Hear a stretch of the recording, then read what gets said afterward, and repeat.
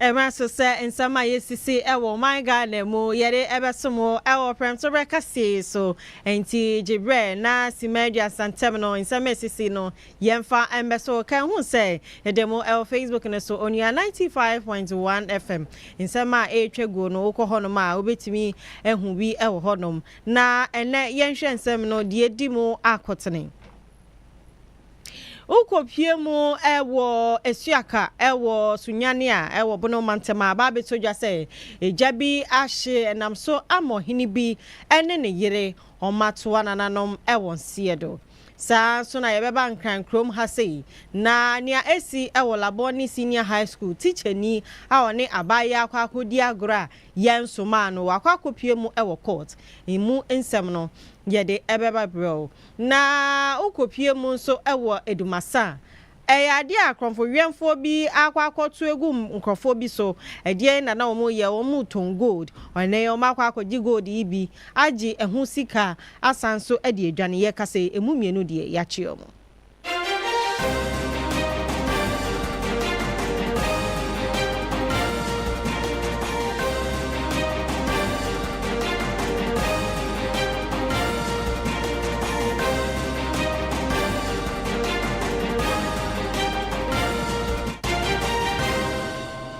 Area Jibre na yemfa nsem no ensom midin yede na Afia Oforiwaa ye hyase na ye hyase ewo nkranko dua we mu na boni senior high school ukopie mu ewo honom a yade aba betodwa se teacher ni baako yede na akopie mu ewo court teacher ni din no de Godwin adigbili eduen na waya akopie mu ewo court ye ka say oye friend teacher na wone abaya bi a wo suku mu hono ma ono no edi mfinhia no du insia ena akodi agro a entwe yie enam so ama sati chei wakopie mu ewo court a ne yede ntansa edi abono na ntansa yede abono no ose ono de onji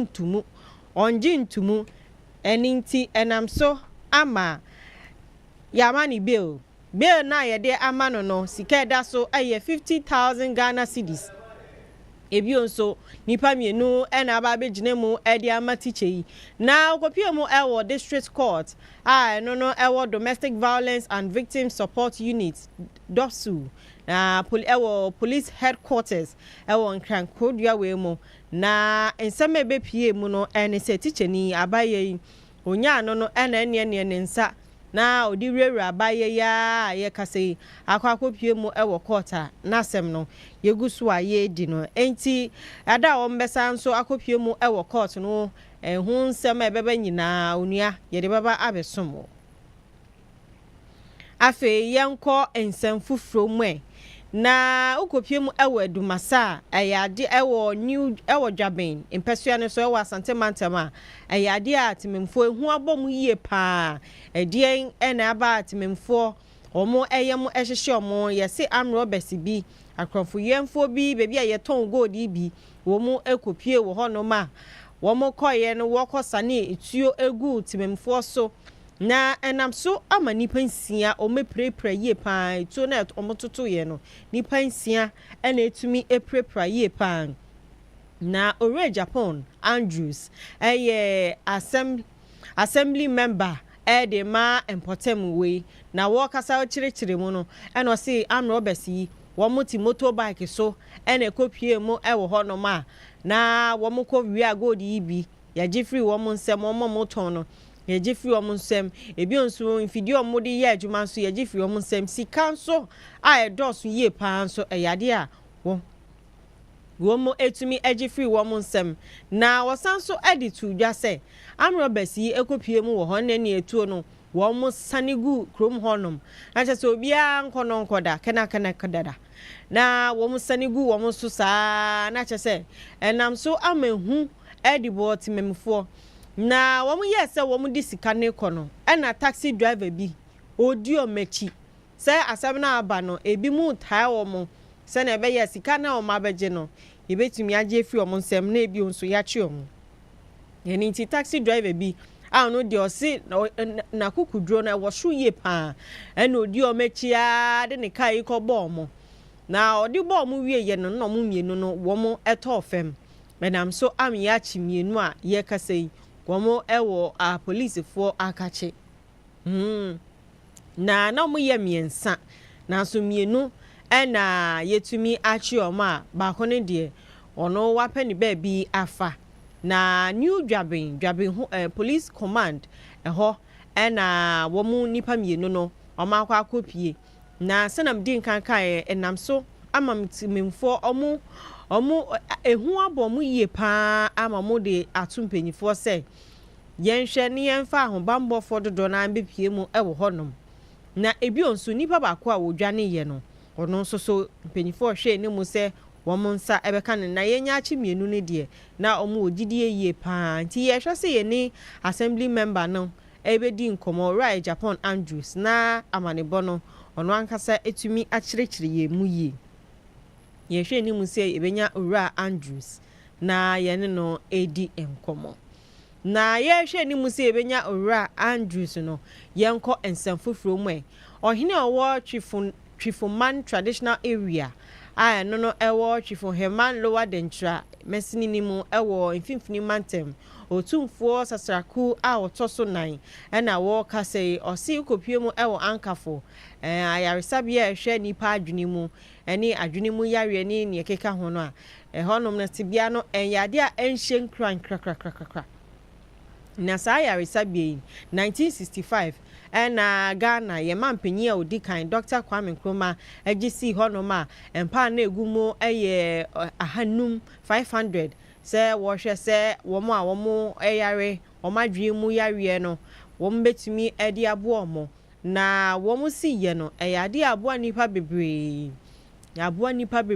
abo ama womo munya asa yare bi no dodo na ho atomo nanso yakase mfinhia eduasani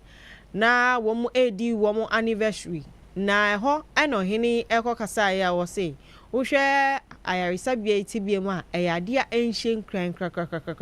ebi onso akwan ahodo a yenam so ede kɔ honom so dodo na tete apansama wo se eyade a eha adwenye pa aninti otumfo sasaku a wotoso nan ede atumpanyifo enim se wo hwe sania ayaresabia itibie no eti a eyade a eye nimguase pa antimpanyifo nhwe na animanim yiayi bomo entumi siesie na nasama ode kane nyina ode ato Professor Nana Jean Opoku Ajiman Ghana mampanyin abedietwe enim se ono no ofinfinfini mantem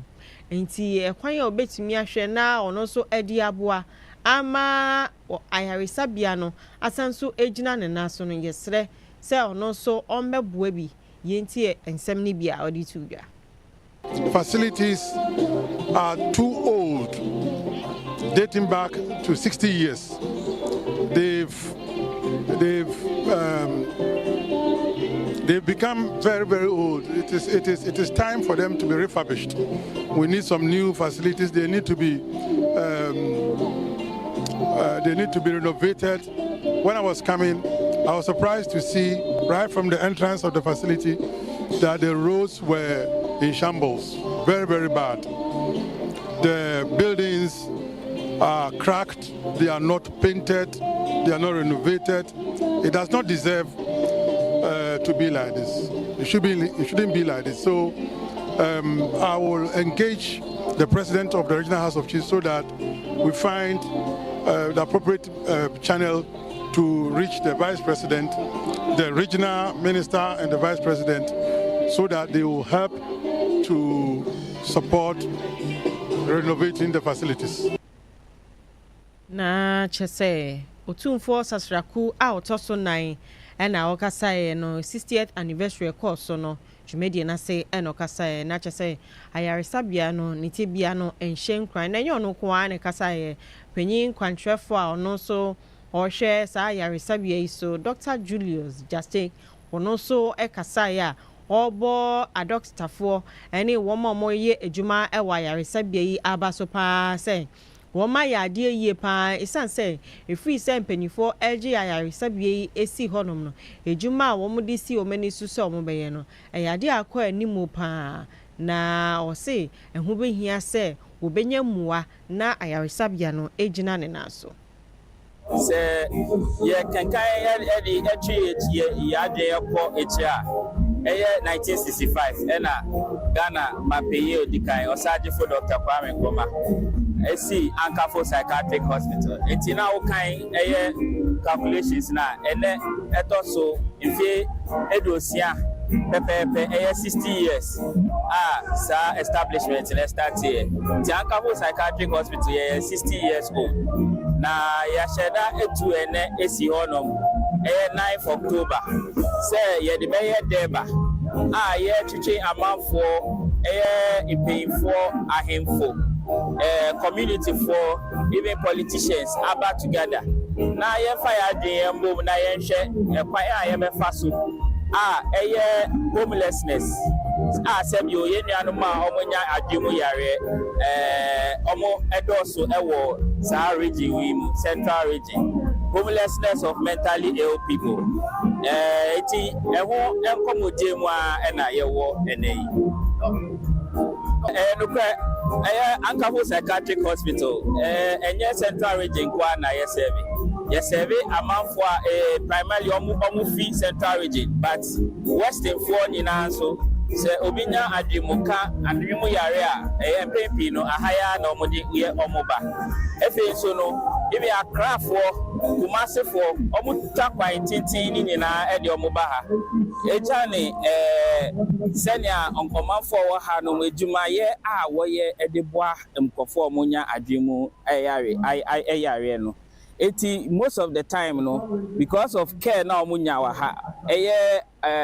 abadaye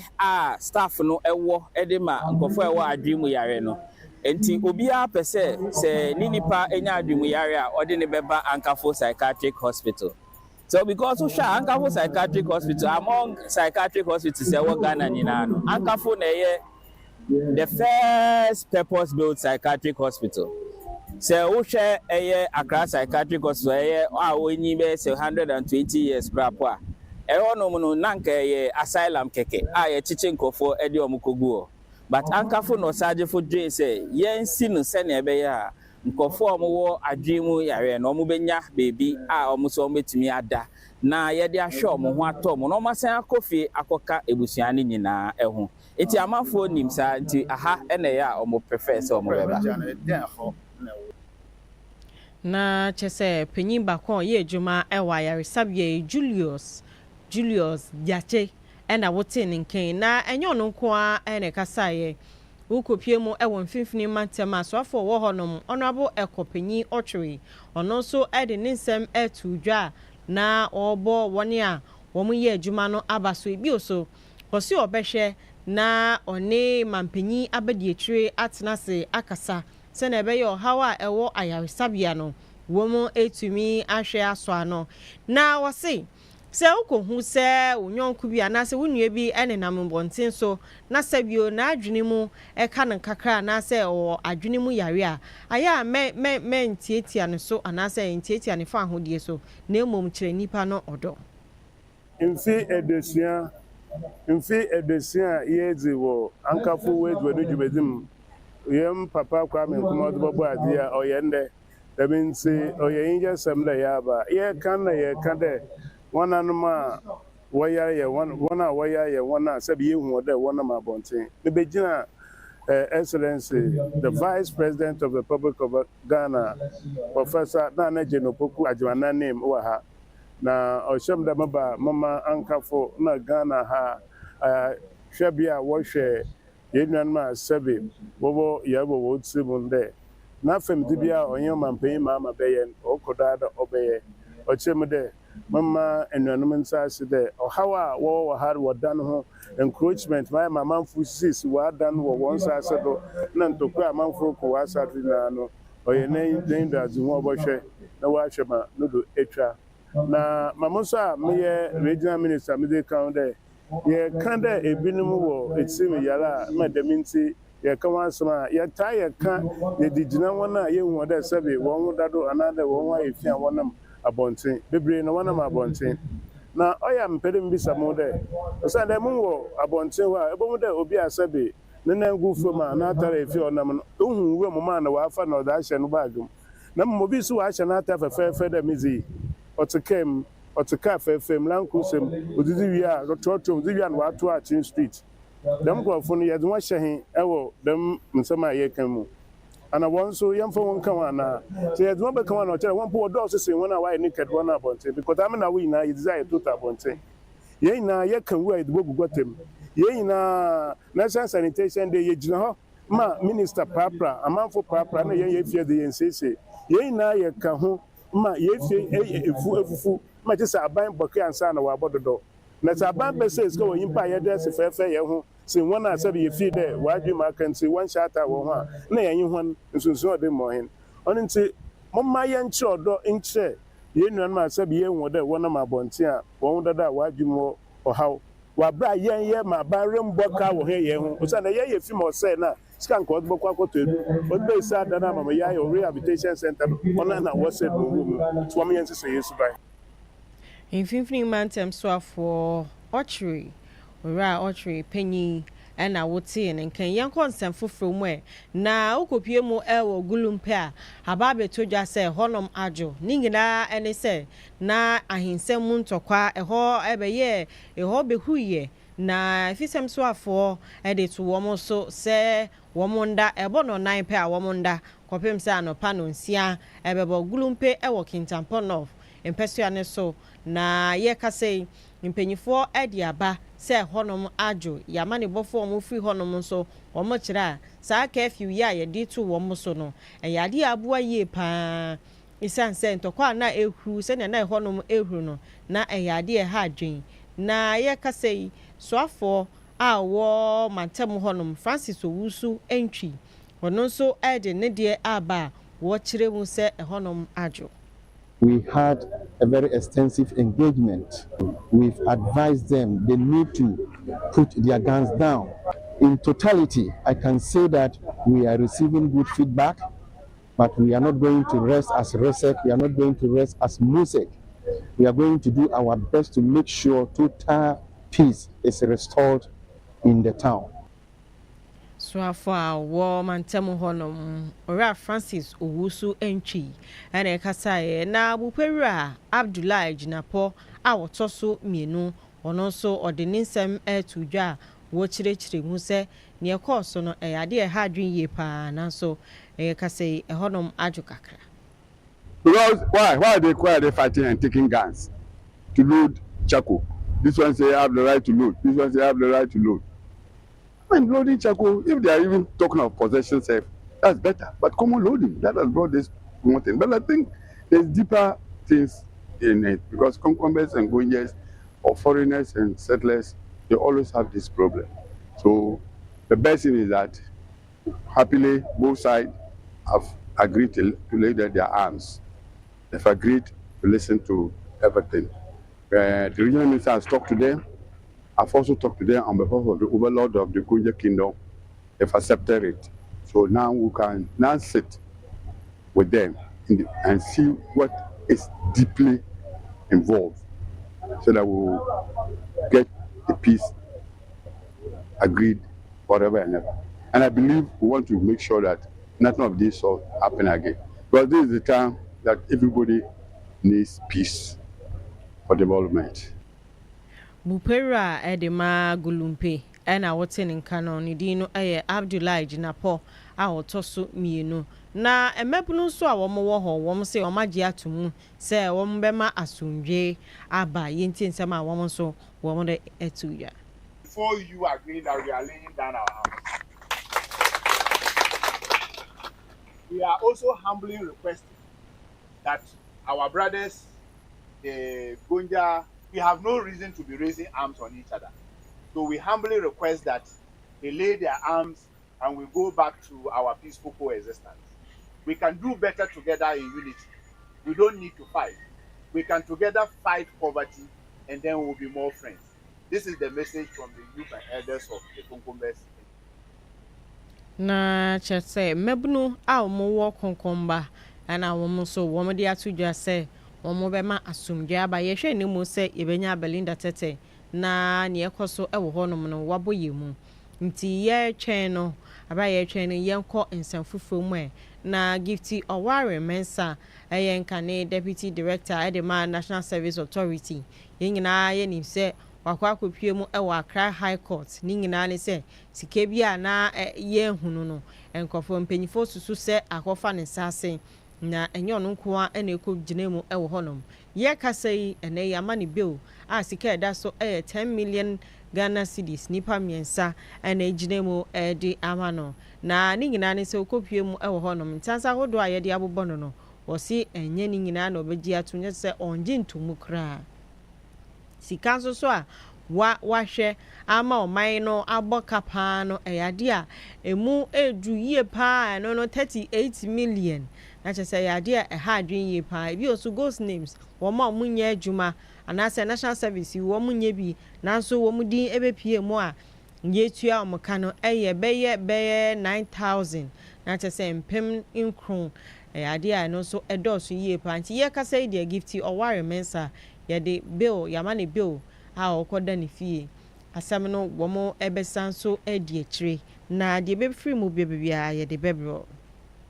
yenko ensanfufuru mu ugopie mu ewa Agona Kwanyako Health Center aba betodwa se ehonom nso niam bebre enkoyie na sa ayaresabie ewa Agona East mesini mu ewo mfimfini mantem ninti womo ye adwuma ewo honom de tumpanyifo enimu se yesere monhwe na mo besiesie honom emfa maye na midwife baako a ono no ewo Agona Kwanyako Health Center Mrs. Rita Norte wo kasa no eno se eyade a na womo ye adwuma kra womo ye omadwuma o na womo hu anse empanyifo bia ba se be womo ba besiesie honom eno no na ye be mfie num intemuni nanso ye kasei se na womo ka se na se womo hwe ni mu se anka ye besiesie honom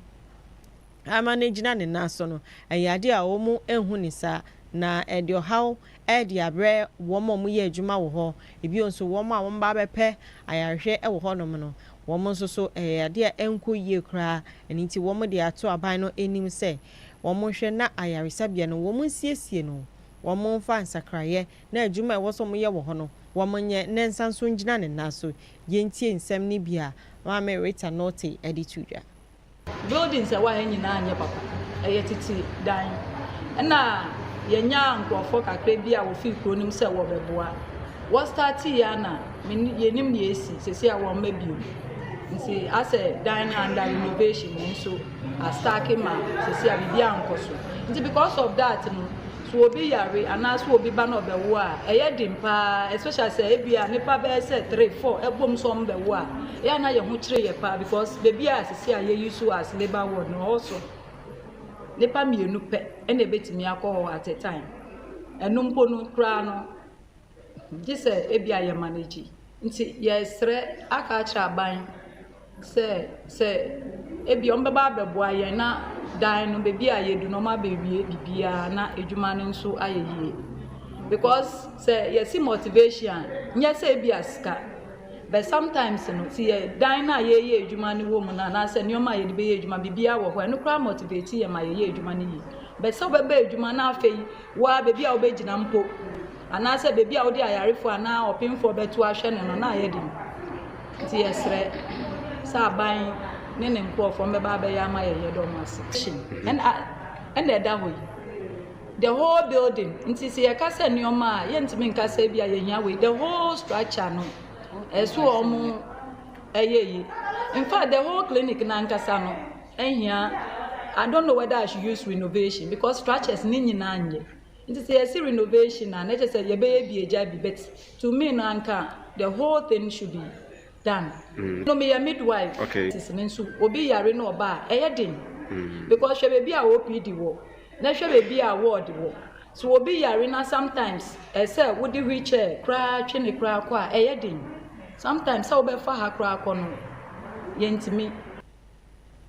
Mama Rita ena wotin nkan Rita Norte or this ansem way etudwa wabra abo ho bi yakosi edema Kwanyako Health Center ayano no Agona East Mashibidwani a wo Queensta Pokoa soya enokosi ye na mankrado edema Agona Kwanyako nana asare panyi ono nso ekasa ya wode to aban no enimu se wo mo hwe na Konyako Health Center no wo mo hwe na enya adwuma sanye wo se eye adwuma no na wo kira eye adwuma yi abeboa amatememfo wo mo nyina so wo ho ato mo yenti nsem a ono nso edi etu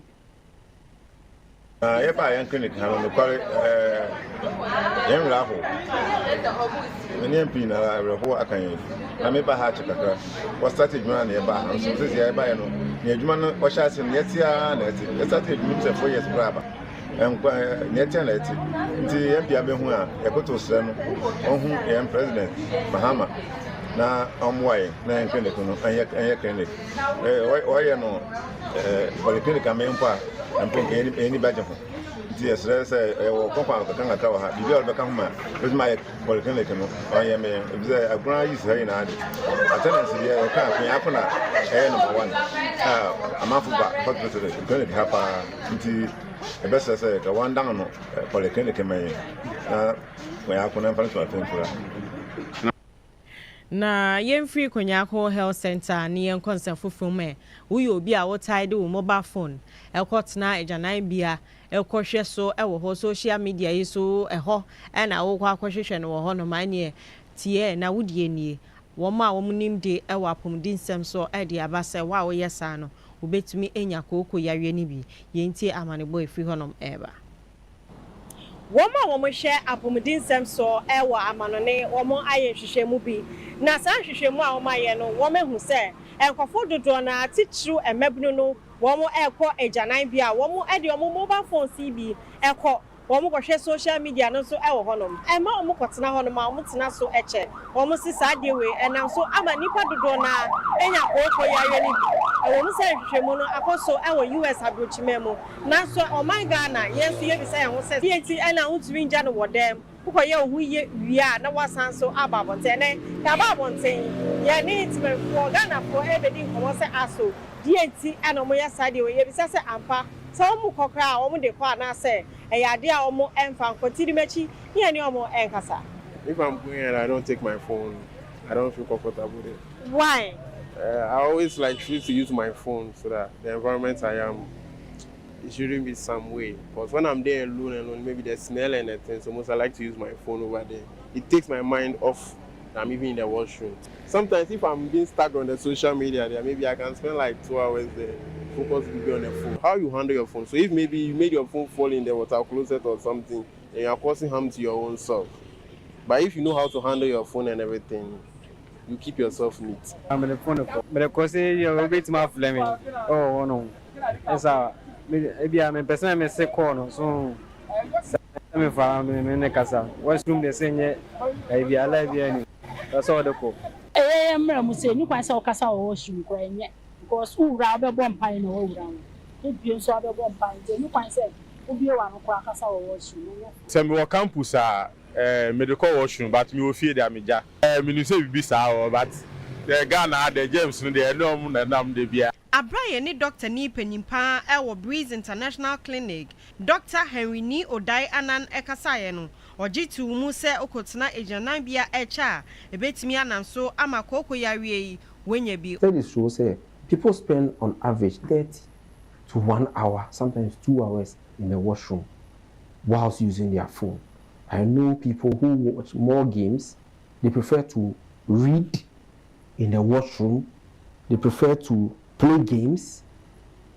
I watch videos, streaming also in the washroom than even sitting or lying on their beds. And the more you sit, because of the angle now, pressure veins also. And the pressure no cause swabon say na bulge, and then it cause the pulse. Osi se wuyi kokko yawe yi esi nchen a wubetimi akotete yarewa bebre na efri ejanan bia honom. Sometimes we ba with diarrhea, vomiting. Uhwehwe mu awu okase ohoro ne nsa oyese odidi eduane e wom. Oko spend 2 hours for toilet. 2 ni brush the toilet. Ni book oko read the toilet. Onye so anyi omu nyina na omu pe hana hygiene practice no ko feel say ni fie ti ehode. But under normal circumstances no onye pie free where was all home sir Dr. Henry Ni Odai Anan Osanso a healthcare financing consultant or they to just say mebnu do na and a tire sadio or say memma chichu and a tidy woman mobile phones a call a janibia. Men spend too much time in our toilet. Send a bear own to me, onya sa yarewe, and I own say yare free toilet to and call with them and answer office. Yeni Opinion Kase Chief Executive Officer War Midimafo Herbal Clinic, Dr. Edu Jemfinso Ekasaye, or see and yes, I would do mobile phone no ever call a janibia, ne mum say a benam so amako koyare when you be dear or no dear on jintum. And yes, sir, obede ne phone back toilet so. Na emum say a no mawunya koko and our powers no dear. Me Edu Jemfi and no sa research no too. Me gitum say what's na bibi so cha even crowd call bank managers ne other a year or more tenacity channel it ma winya waist pain. What you say? It ma winya be a back pain and our body pains and the me pains nothing. By powers no and our cocoa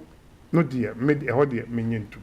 Niedi koko bano a yadia o chichi mu a trayin. O Yankupon him weighing on or born a mac. Ye woke cocoa drop a bray. O bean and bag and say, O be or tanum cocoa drubiano. Tembian or cotton crowd with the Mikoni ye. A mamma a free and no sonny a free a mamma in a so. And so be better matna I say in fear num. Na cocoa dry yet ton cry on two binumuda. What you say? Enti cocoa dear a way woody dear and no yinaye and ye me free ye what nipper the animal. Osanso adi efutuo edi mo bibia se yendi di ye bi onso wo ho a no wape kokwe dro bi anom se eni dio se nya ni dio o se ni nyina betumi ahuru nipedua nim ama wo ho ato. Yenjina koko yare yi so se memfa wo phone no enko ejanan bia yejina so na ye die si mesefo for William Asiedu dachi hima santoan so ebebra ye chinchim ifidie no ewechi ho ede mae Bella anini nua beman so ewo Facebook no ho a omde ekoso ewo ho no di edi nana Afia Oforiwaa makra